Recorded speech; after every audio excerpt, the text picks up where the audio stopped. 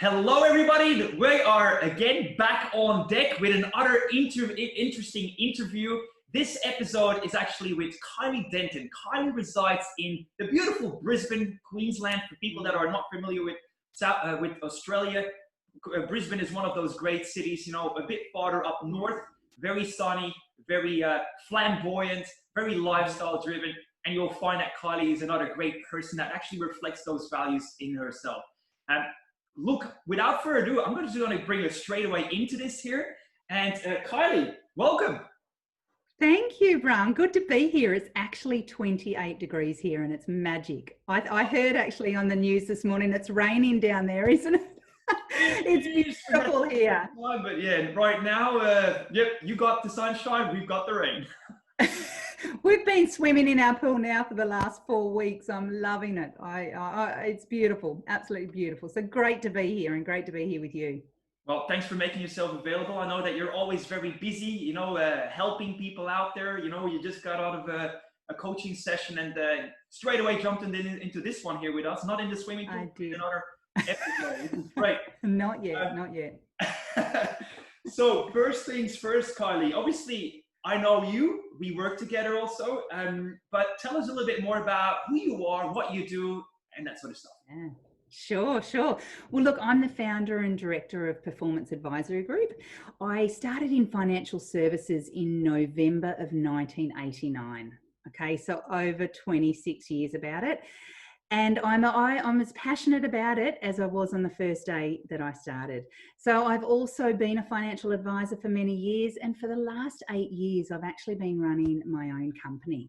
So essentially what I do is I work within financial services and I help financial advisors or financial services company to improve staff engagement, staff performance, as well as productivity and profitability. And I do this through 2 programs. The first program I do it through is leadership. So really helping leaders to be better leaders. And we all know that if we want a great business, we have to have great people. Okay, so really helping leaders to manage and lead people in order to perform. And the second part of what I do is helping financial advisors to be able to have really great, meaningful conversations with their clients.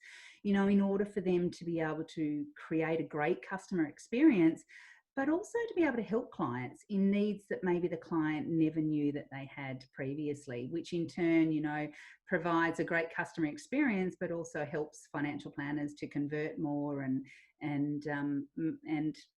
grow their business. That's great. Get results. That's it. Get results. A very important thing. Yeah, we all want them. You mentioned an interesting thing. So 26 years, you said, or 24 years? It's probably a little bit over, since 1989. So I kind of stopped at 26 and that's it. I'm saying over 26 from now on. I feel old, but I'm passionate about it and I love it. And I don't think I'm going to go anywhere else now. That's great.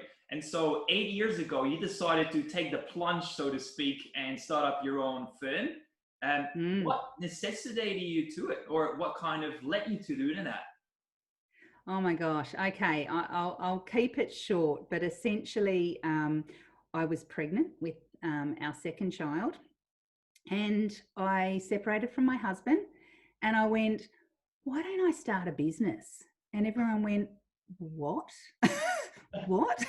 And I was like, well, why not? Why not? I didn't want to pop the children in daycare and I thought this is an opportunity. I was going to be on maternity leave anyway. The large corporate that I was working for said, you can start a business, that's fine, as long as there's no conflict of interest. I ended up starting the business and that was it. I never ended up going back. The business was so successful that I never needed to go back. And I do not regret it for the life of me. It's been the best thing that I could do. I work very long hours, but I have great flexibility and that means that I get to spend so much more time with my kids. And that was the whole purpose of it as well. Bet you didn't expect that. Well, in a way, I'm not surprised to hear this. I think a lot of the things that people get attracted to as business owners is that freedom, that flexibility, being able to call your own shots and manage your own diary. And I think as long as you work for a corporate, it's very well defined. Here is where you start, this is where you end, and you will also expect to do the extras. You got the perks, yes, but I'm so pleased to hear that you took the plunge, Yeah. took the leap of faith, and Yeah. it's worked out for you and your family. And how interesting, I find it's really intriguing how you said, got my first child, I separated my husband, so I had room for something else, so I created a business. That was really interesting. I know, crazy, wasn't it?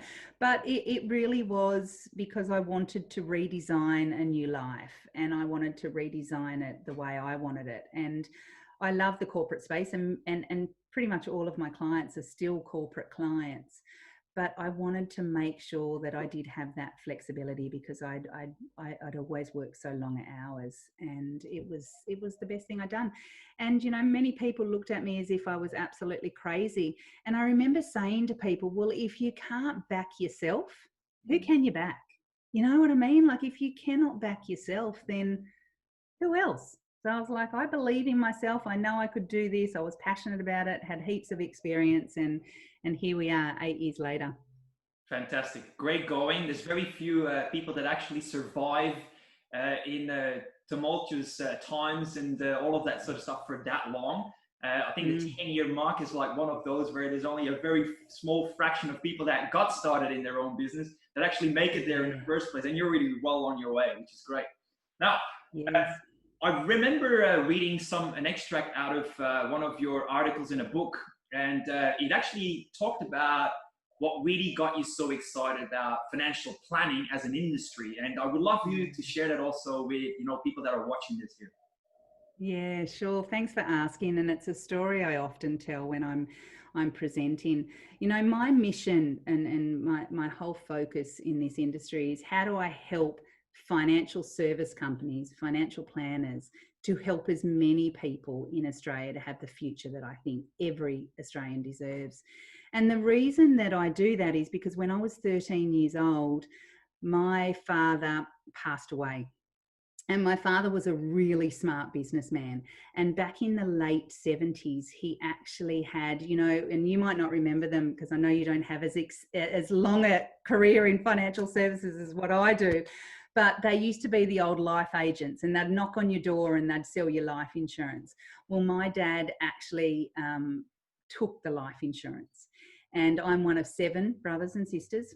Okay, so there's a lot of us. And what that meant is that when my father passed away, we had enough money to pay off the mortgage. It allowed my mum to take some time off and to grieve. And it allowed us kids to stay in the house that my father had built for us, and had literally built for us as well.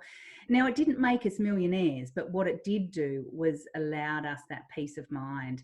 And I knew then and there that I wanted to make a difference in this industry as well. So my very first job was with a finance and insurance company, and it was doing underwriting. It was actually accepting people for policies. And I just continued to move from there and then. And yeah, over 26 years, and I'm still here. And my mission remains the same: is how do we help more people to have the future that I was so fortunate to have, but so many aren't as well. So that's my mission.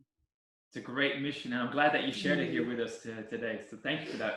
Now, I'm going to look at my cheat sheet here. Of course, I've got 2 things prepared. They say always proper prior planning prevents poor performance. Try to say that 6 times in a row. Right? From your experience, what are the biggest challenges that financial planners are facing today? Oh gosh. Okay, there's probably a couple of them, and the first one I'll put out there right away is compliance. It's time consuming, it's scary for so many financial planners, but also now it's actually scary for many licensees as well. So they're very risk adverse. It's confusing, it's complicated, and it's really complex. And I've written so many professional standards manuals for financial planning companies, and I still find people reluctant to do really complex strategies because they're worried, or they're just worried about that. So compliance is absolutely probably one of the biggest challenges in the industry at the moment. And I think with that also comes some of the educational requirements. Okay, there's many planners out there that didn't want to study anymore. They'd done their studies. So there's those education as well. And I kind of box those up into those two. The second is probably leading staff, leading and people challenges, essentially, you know, managing performance, managing productivity, managing team dynamics. You know, that is a real challenge. You know, many financial planners out there, they love financial planning. They don't love people management. Otherwise, they would have gone in and taken a management role. Yet now they're actually having to lead people. And as you know, and we know because we've got our backgrounds in psych, is people are complex beasts, aren't they? You know, so it's really difficult to actually, how do I get individuals to work as a group? And that's part of what I teach leaders about now is how do you lead people? How do you manage people? How do you do that? Another problem that I really see, or another challenge, is time management obstacles. You know, financial planners, they're busy being busy. Okay, but often what I'm talking about with financial planners are they busy doing the right activity? You know, are they really spending time doing that right activity? You know, many are working long hours, but not necessarily on the right activity. And I know that one of the things that financial planners love doing is they love seeing clients, and they don't get enough time. They always say, I want more time with clients. Okay, so time management obstacles is pretty challenging as well. So You know, for a moment. So what, for example, would be the wrong activities and which ones would be the right?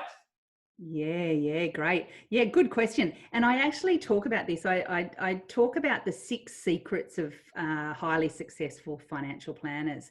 And many financial planners are doing work that they should be outsourcing. So they're actually doing a lot of the administration.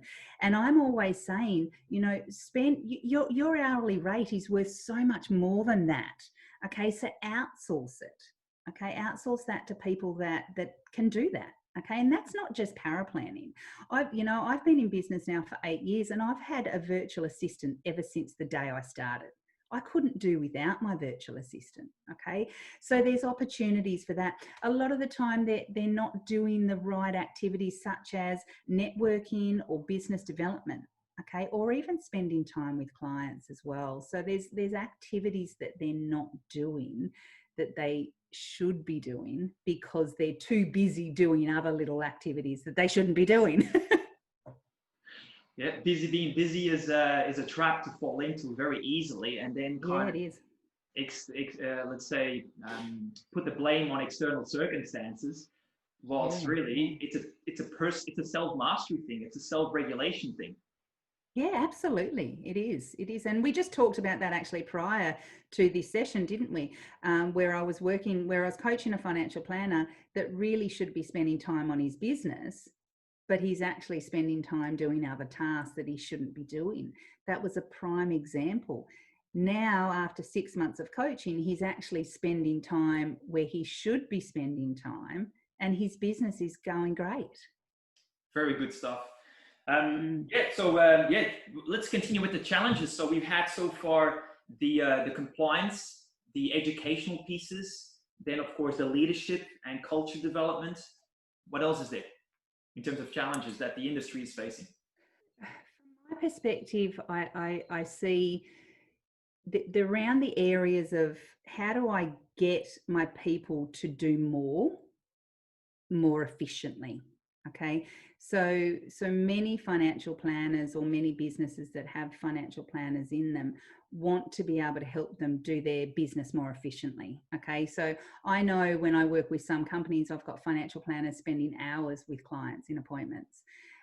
So they're most of the time having chats with clients, and yes, getting somewhere, but there's no structured process around their appointments. So they're really inconsistent, and which leads to a really inconsistent customer experience as well. So how do you help for those financial planners to be more consistent and structured so that when they are in appointments, they're actually having really quality, meaningful conversations in order to get results?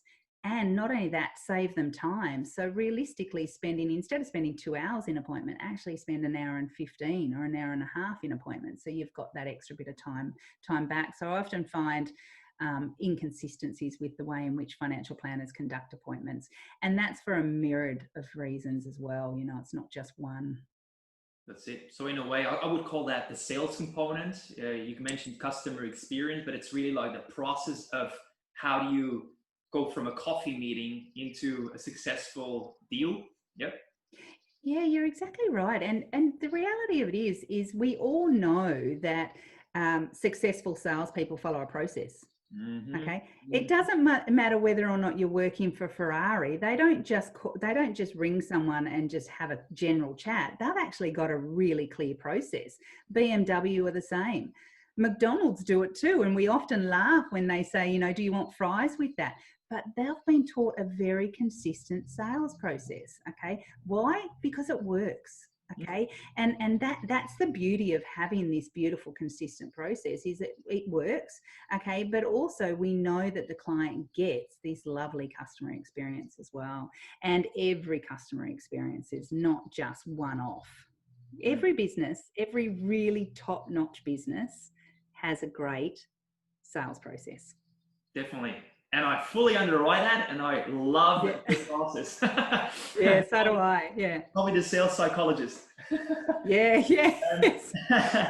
Now, obviously, financial planning is about mitigating risk so that people secure a financial future and, as you said it beautifully, have peace of mind in their family life and personal life. And with those challenges that you just described that the industry is facing, what are the risks actually associated if they are not getting on top of, let's say, the time management, the team, the leadership stuff, the compliance, the educational side, the sales process and all that? What are the risks involved with not getting it done? Yeah, it's a good question. Cost to serve is high, and that eats into your profit. So that's probably one thing that is really important. And every business, every financial planning business has a different cost to serve. But if we're spending hours and hours in appointments, or we're not efficient in appointments, or we're having 3 appointments, okay, then our cost to serve is higher, and we know that is related to our profits. And also, if we're spending more time on compliance or more time just doing activity that you shouldn't be doing, then you actually feel burnt out. I know many financial planners that actually feel exhausted. They're done by the end of the week. Okay, they're exhausted. And I think on the people side of it, and I often go to that because whenever I'm working with a business, we're always measuring return on investment, okay? Because they want to know that when you're going into a business that there's actually going to be a return on investment. So we also get low staff engagement. We get increased sick leave. We get reduced performance, okay? And of course that flows on to the customer experience. So by not doing some of the foundational requirements, I think, of financial planning businesses nowadays, their profit is going to be so much lower. That's it. And they're going to have really disengaged staff as well. And that in itself is a massive problem for businesses too. Especially looping back to something that you said earlier, when you have staff working for you, it's a guaranteed spend that you might not necessarily get the return from unless you kind of really make them return as much as they could by giving them the right environment to flourish, by giving them the right tools and training and coaching and support and guidance so that they can really, be a great worker, not just a worker. Yeah, that's it. And when we put frameworks within sales processes within business, we start to measure that. So we look at where the staff are the staff engaged? What is the turnover like? What is the sick leave like? What is the unexplained leave like? Okay, what is that productivity? Because that directly correlates. We've actually found that it directly correlates to the way in which you provide them with the support or the tools or the training or the coaching and things like that. You get more out of them. Exactly. One of the things that staff often say to me when I'm going into organizations is they go, I want to feel confident, Kylie. I want to feel that I know what I'm doing. I want to feel that the conversations I'm having with my clients are right.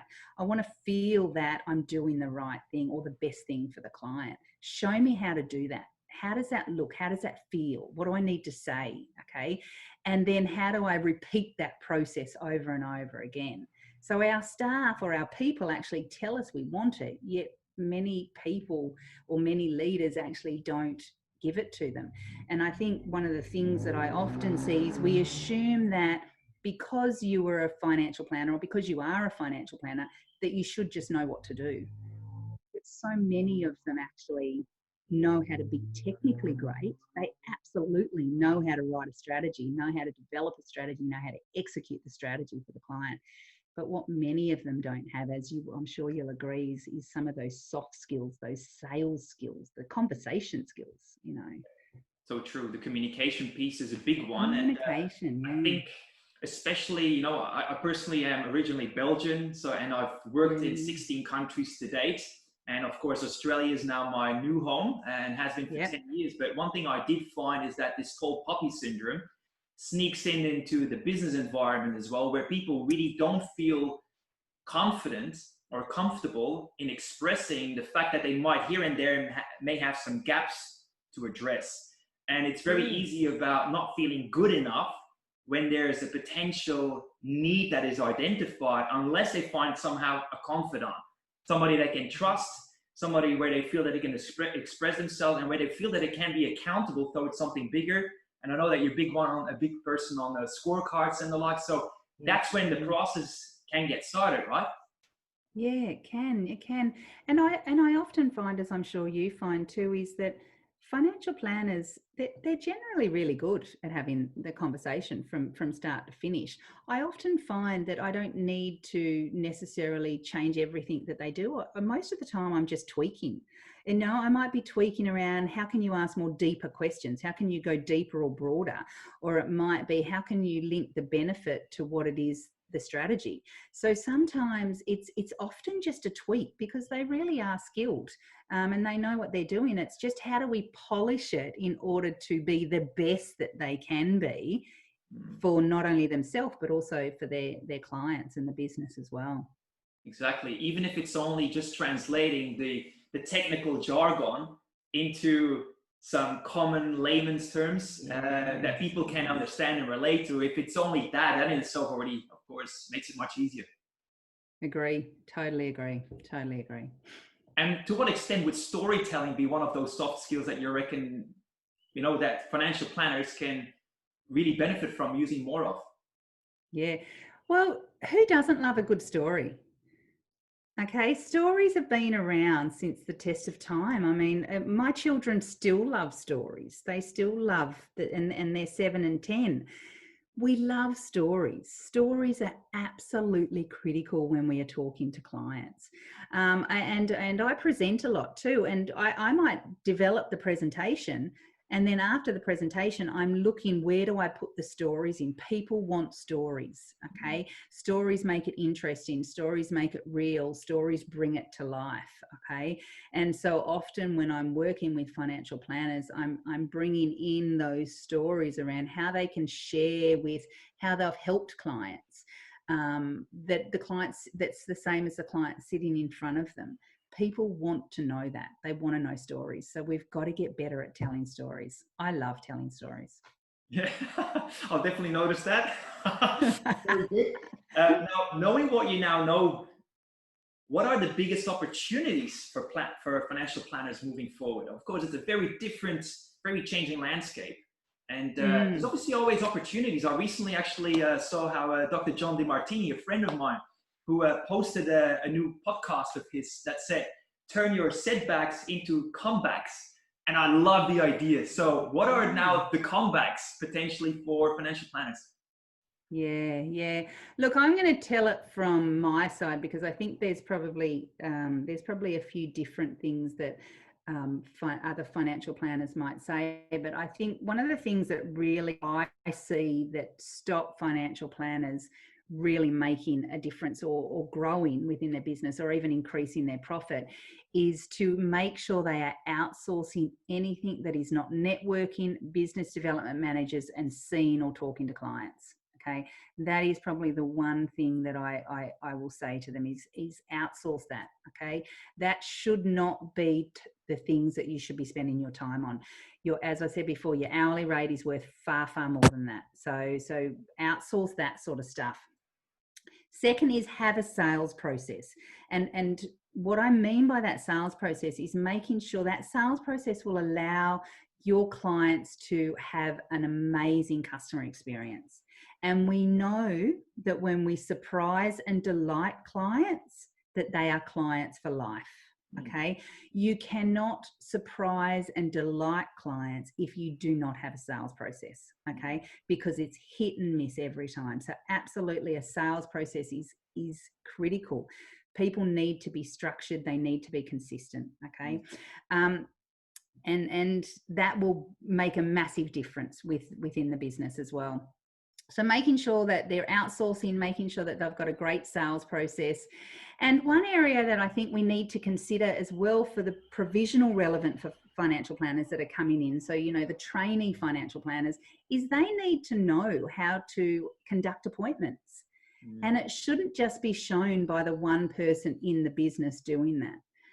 Okay, because what if they're missing things themselves as well? And there's no need to reinvent the wheel, right? I mean, if we already know what works, what all the successful financial planners are doing in terms of business development and sales process and customer-facing meetings, well, why not just follow the process, right? Yeah, that's it.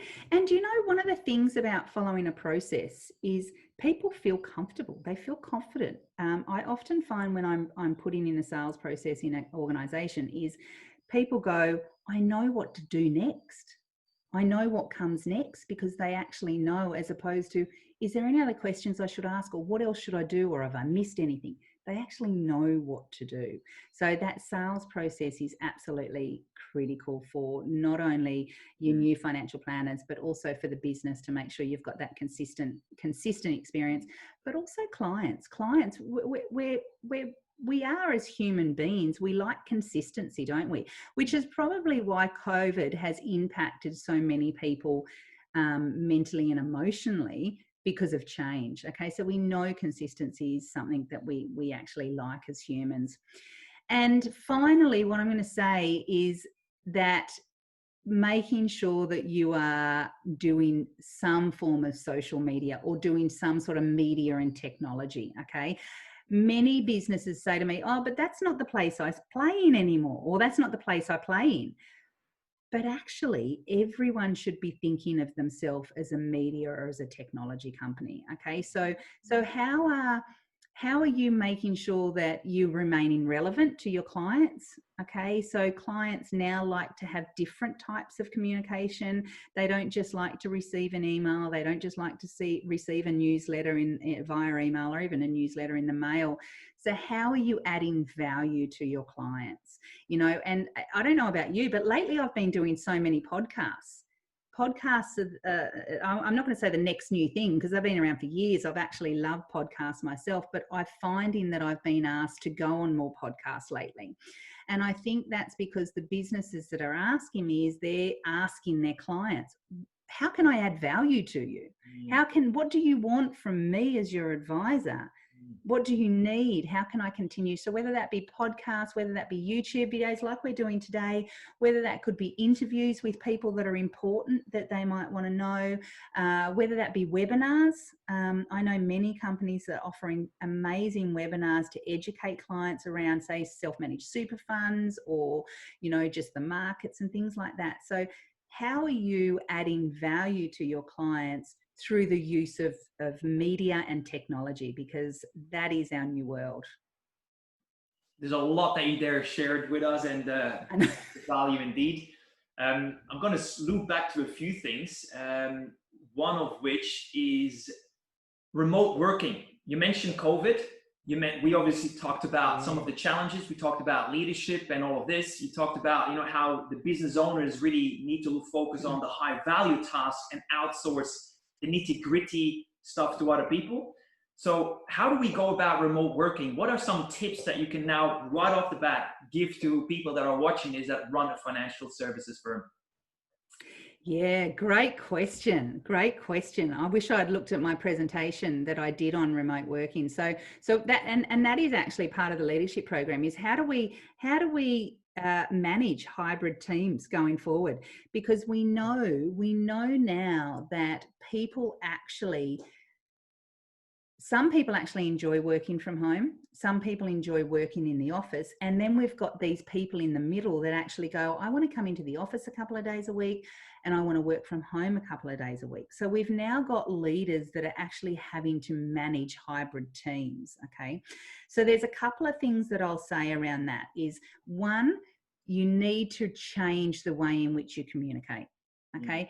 The way in which you communicated previously, it does not work for hybrid teams. So what's your communication strategy now going forward? So how are you going to communicate your weekly check-ins? How are you going to do Zooms? How are you going to either have face-to-face? How are you going to work to make sure that no one misses anything? Because we no longer get to have those water cooler moments anymore.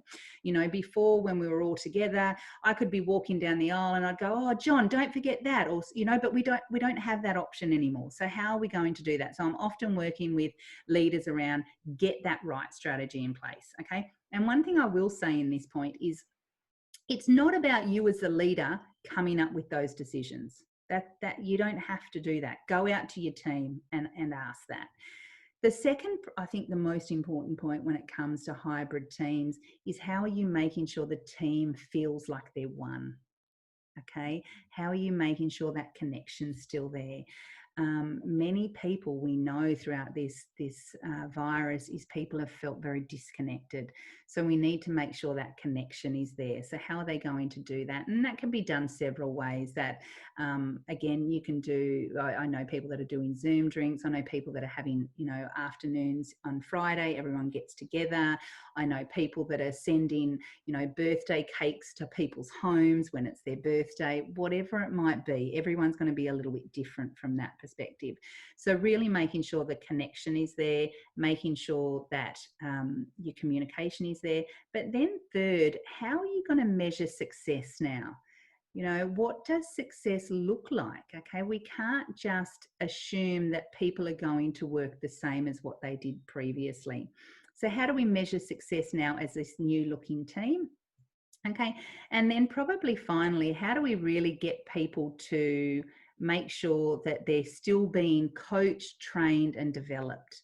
Okay, because out of mind, out of sight, okay, very easily to fall into. One of the things that I found leaders did in the very beginning was, well, not even in the very beginning, probably 2 months after COVID hit, they were forgetting about connecting with their staff. So they weren't developing, they weren't training, or they weren't coaching. Now more than ever, coaching, training and development, it cannot be stopped. Okay, so how does that look? Now, previously it might have looked like a 1 hour session with your teammate in an office, in a room. Okay, whereas now I don't recommend 1 hour anymore. I recommend 30 minutes or 45 minutes, 15 minutes as well. So it just depends. So I could go into a whole lot of that, as I'm sure you could as well. So how are you making sure that you're continuing to develop, train and coach your staff? Because you can't miss that. So sorry, I gave you 4 points then. Perfect. I love the points. They're really very practical, and I do definitely see that having that with that hybrid mode, the hybrid sort of teams, having that disconnection, it's very apparent. I definitely also have witnessed it with people, especially in Victoria or near Melbourne. They have been seriously hit. They have been weeks and weeks and even months and months in a row, like seriously restrained in their activity. And I start seeing that it really starts eroding people's self-esteem, their self-confidence, the way they feel about themselves, the way they go in life, you know, the desire to actually do what has to be done. It just really chips away at certain people. And so having leaders really recognize that and not just, you know, restrain their actions to a one day, are you okay day, whatever sort of thing, and then tick the boxes and think, oh, we've done that, we're good for another 12 months. It's really like, how do you ongoingly put the right systems and frameworks in place so that people do feel that oneness and the connection, and that they are really driving it rather than, and actually getting the other people to also tell them back what success looks like for them. Yeah, and that's what it was actually. It was, what does success look like now? Actually, it was what is the new measures now? And you make a really good point about that. I was really fortunate when COVID hit to be asked to co-author a leadership book around how do we lead through a crisis, or how do we lead through lockdown. And I shared a number of qualities around leadership and the kind of leadership that we need right now. However, one of the most important points I said was that human element. Okay, we can help you around communication. We can help you around making sure you've got all the other qualities that you need. But I tell you what you need more than anything right now is compassion, empathy, and understanding. And I actually shared a number of questions around what you should be asking your team members. Okay, because for many leaders in the beginning, they were just assuming that everyone was happy. Oh, they're at home. Why wouldn't they be happy? And they actually didn't realize what actually was happening in their home as well. So it comes down to that human element for sure. I'm so happy that you mentioned this, because I think especially if we're like in business environments, and especially if you're in the corporate circle, we hire a lot for technical proficiency, expertise, being a great practitioner, having a high IQ, being the smartest one in the thing, having the biggest credentials, and the cum laudes and whatever, the PhDs. That's all very intellectual, and that's all great from a technical perspective. But once you then bring it back again to client facing, being able to relate, being able to get people to make a decision so that they have peace of mind for themselves and their family, all of that is really the soft stuff that very much is emotionally driven. And of course, both you and I, at Spark Tank Coaching, we love emotional intelligence. And I think I love it. Love to hear from your end. I do think that since COVID hit, that the need for emotional intelligence is probably even again raised a notch as it was before. Oh my gosh, I can't believe it. I absolutely agree. I ran a workshop a week and a half ago to a group of senior leaders around emotional intelligence, and they did a test around where they sat around emotional intelligence. And then we looked at, well, how do you continue to build on that in order for you to be able to manage your own emotional intelligence and develop it, but also develop your team's emotional intelligence, but also make them aware of it. And one of the lowest rating scores on the emotional intelligence scores from them was self-awareness. Okay, so many lacked their own self-awareness around what was going on around them. And we know that is the foundation of emotional intelligence, is self-awareness. So first they must have that in order for them to be able to develop their people. So yeah, absolutely agree. That's really interesting. It's foundations, as you say. And yep, know thyself, said the Oracle of Delphi so many years ago, and it's still very relevant. Yeah. Very good. Well, I've got an interesting question now for you.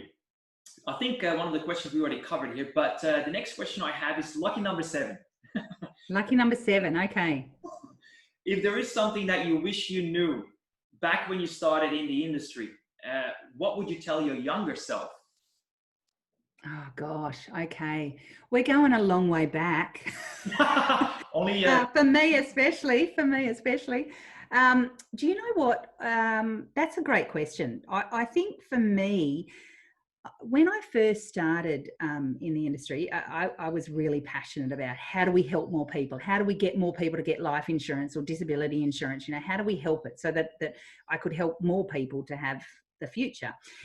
And I remember talking to the CEO of the company that I was working with, and I said, we should run TV ads. We should tell more people about insurance. We should tell more people about what they should be doing. So I think for me, what I wish I had known back then was to not give up on raising the awareness of what we as an industry do. Okay. We have been so thrown around that washing machine these last couple of years with the Royal Commission, with insurance commissions, FOFA, FASIA. We've gone through hell, our industry. And at many times our industry has been shown as not a really professional industry. And I totally disagree with that. So for me, it's about making sure you are continuing to remind people about the value of what we do. Okay. So do you I think don't that there's know. complacency in that regard? I just think that there's people that are worried about what people will say if they say they work in financial services because of what people think of us. And that's few people, okay? But I've had it to me a number of times. Oh, you work in financial services? And I'm like, yeah, absolutely. You know, I actually work in one of the best industries. What other industries do you know that gives money to people when they need it most? Mm. Okay, we do that. We give money to people when they need it most, whether that be through death, whether that be through disability, whether that be through retirement. Okay, that's a pretty special industry to be able to do that. So for me, it's don't give up on sharing your message. Don't let people stop you from sharing the important work that we do, So because we should. if I can dig a little bit deeper, am I hearing you say that from a mindset or an attitudes perspective, you feel that people, as in financial planning and insurances, have kind of taken a hit and they now don't want to say their truth out of guilt, maybe, or not feeling that it's politically correct what they're doing, or whatever it is. And so what you're saying is they need to see themselves being the beneficiary, the one who brings a benefit to people, and see that their sales process or them selling the solution is actually going to be helping the people.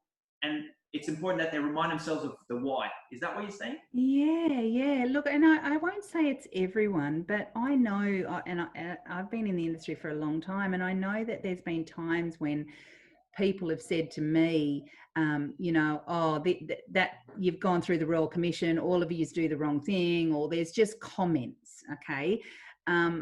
So my point is, hey, we do amazing things in this industry, and there will be some people that will do the wrong thing. But there's people that do the wrong thing in many businesses, whether that be real estate, you know, or other industries as well. There's rogues out there, okay? But the few rogues only in our industry. So don't let that stop you from blowing your trumpet on the good things that we as an industry do. Because I again, as I said, I don't know many industries that give people money when they need it most, and that's what we do. And I'm proof in the pudding from that, okay? And that's my mission, is to make sure that we continue to blow our trumpet, because we do amazing things. And of course, for the sake of the people that it benefits, rather than, you know, just for the sake of, hey, look at me, how great I am. It's more, you know, absolutely, to help. absolutely. Yeah. To help I love people. that. Okay. And it very much aligns with my mantra that sales is a noble profession if you do it with integrity, meaning you look after and care for the people that you ultimately want to help out, right? Yeah, Sales is helping, really. And who can object to helping? Yeah, that's it. Yeah. And, you know, often people will go, oh, sales is a dirty word. You know, everyone hates being, I hate being known. I don't do sales. Everyone's in sales mainly. But, you know, sales is not a dirty word if sales is done right. Okay. And I know nearly all the financial planners I know, or financial service professionals, they do it with the right intention. Okay. And that's why I want to work with them. And this would be interesting. Very curious to hear from your perspective, of course, being an expert in your field. How many financial planners and insurance brokers would be either holding themselves back if they choose to say that, kind of talk themselves out of the idea that they are in sales? And on the flip side of that, how many great financial planners and insurance brokers actually have subscribed to the idea that they actually are helping, and that it's their mission and purpose to go and take it out to the world? What's your view on that? Yeah, it's a great question. You know, whenever I go in and develop a sales process for a financial planning firm, whether that be for financial planners or business development managers or relationship managers or SMSF administrators, they all say to me, can we just not call it a sales process? And I'm like, yeah, that's fine. But you do know you're in sales, don't you? And we have a bit of a chuckle about it, okay? And we have a chuckle about it because people don't want to be seen as a salesperson, okay? They want to be seen as helping people, and I get that, and absolutely. So I generally will call them conversation frameworks. meaningful conversation frameworks, because what I'm helping people to do is have great conversations, meaningful conversations, deeper conversations, in order to understand the client's needs, both stated and unstated, in order to be able to help them. Okay. And if that comes through with sales, then fantastic, because we've helped them. Okay. So it's funny you ask that. Everyone hates being called a salesperson, but that is essentially the process. But it's got to be done right. It's got to be done with the right intention, and it's got to be done for the client. Okay. So, and sales just happen if we have the right conversation, the right way, to the right depth. Sales just happen. Exactly. Yep. You can't run a business without sales, can you? Well, that's it. Sales is the lifeblood of business. It's like, without blood in your body, everything shuts down. So you need it in your...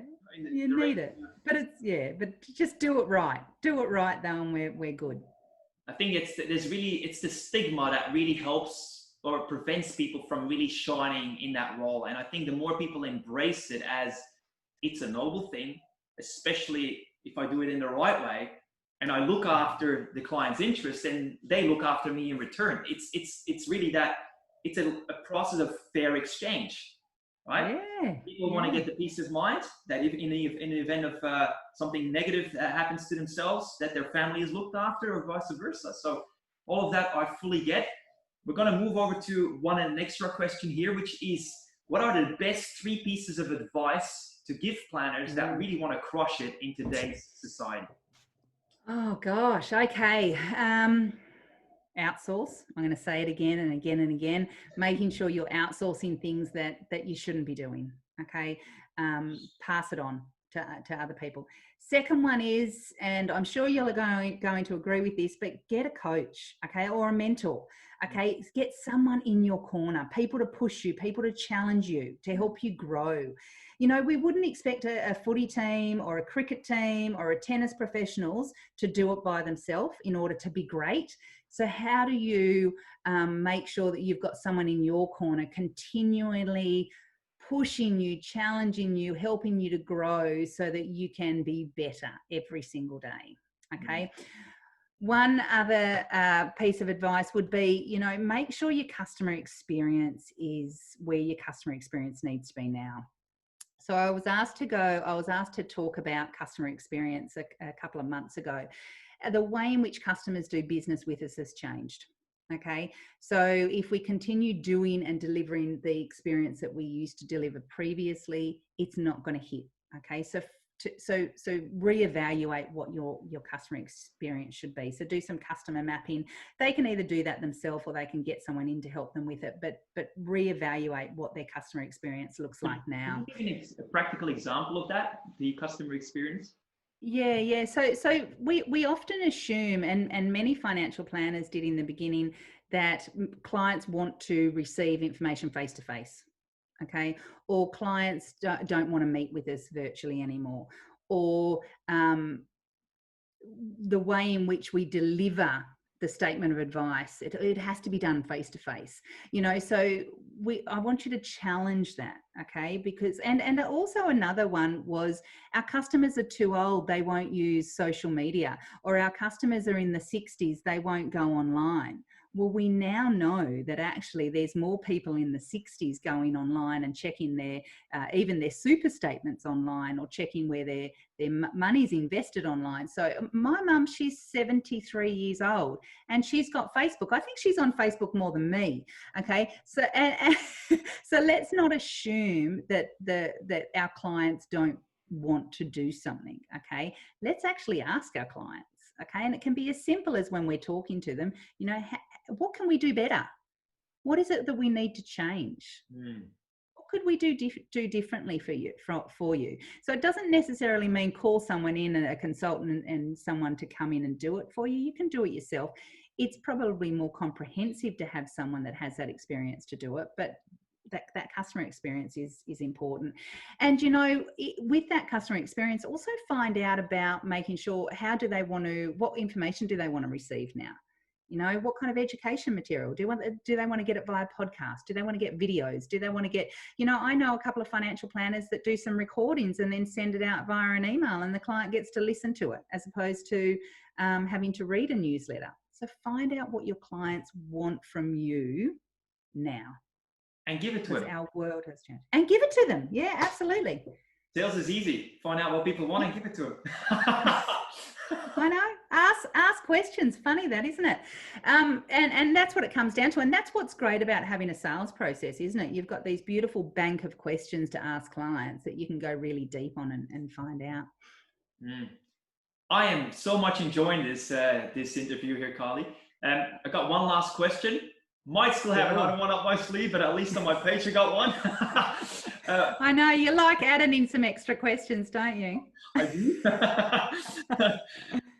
On a personal level, if financial planners would only take away one major thing from this interview, so let's just say that they only had time for the next one thing.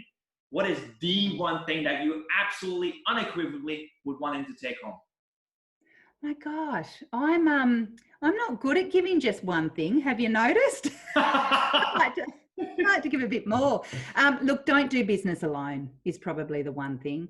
Don't do business alone. Work with people that can make you better. Work with leaders or confidence or people that are going to help you to grow and develop. There's a great saying, and I might not have it exactly right, but you know, you actually always want to have 6 or 7 people within your circle that are better than you. Okay, in order for you to grow. There's a great saying that says great things never come from your comfort zone. Okay. I love, and as a coach, I love to push people outside of their comfort zone, okay, because that's when change happens. Okay, so get out of your comfort zone and see the difference that you can make when you actually don't do business alone. Does that make sense? Makes a lot of sense, and I fully subscribe to the comfort zone quote that you just shared with us. I've heard another one that says that the comfort zone is the failure mechanism, guaranteed. Ah, yes, absolutely. What's the one from where he says, if we keep doing the same thing, we keep getting the same result, you know, which is why I actually love what we're forming with yourself, Arthur, and me, is, you know, licensees have previously provided a license to the financial planner and helped them somewhat with other things that they need within their business. But one of the things that I love about what we're doing, especially with what Arthur's doing, he's really thinking about how do we help people on a broader scale, okay? Because it's not just about here's your license, okay, and here's the professional standards manual that means you have to write within that. But actually, we know that you're probably a technician. Okay, we know that you're probably technically 100% spot on, but how can we help you grow your people? How can we help you grow your leadership? How can we help you grow your sales? And how can we help you grow your business? And that's what I love about what we're doing, is we're actually providing that beautiful holistic approach where we get to help people on just such a massive scale that is, you know, something that's just not even thought of. That's it. Previously. So I'm excited. Yeah, and it obviously comes back to the point earlier that your one piece of advice that don't go it alone, do it together with others, and we subscribe to this. So I'm definitely very excited again about Spark Tank Coaching, being on the same ride with you and Arthur, and see where this takes us. Kylie, it's been a pleasure to interview you today and have you impart some of your wisdom and knowledge. And I can tell it's not just coming from here, it's coming from here, and that is very important. So thank you once again. If there's any final comments, you got the stage. Thank you for having me, Bram. I'm looking forward to making a difference, and I really appreciate it. So thank you so much. Thank you so much. I wish you a wonderful rest of the day, and we'll talk soon again. Okay, see ya. Bye-bye.